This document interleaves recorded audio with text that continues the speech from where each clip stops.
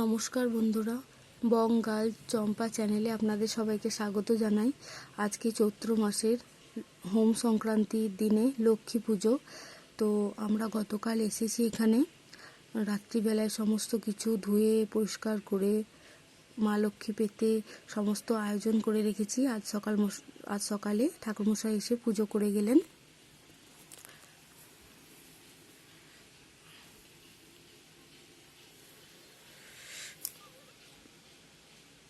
এটা হচ্ছে আমার ঠাকুমার আমলের সিংহাসন ঠাকুর। আর 2 বছর থেকে আমি লক্ষ্মী পুজো করছি। আর এই হচ্ছে আমাদের মা লক্ষ্মী।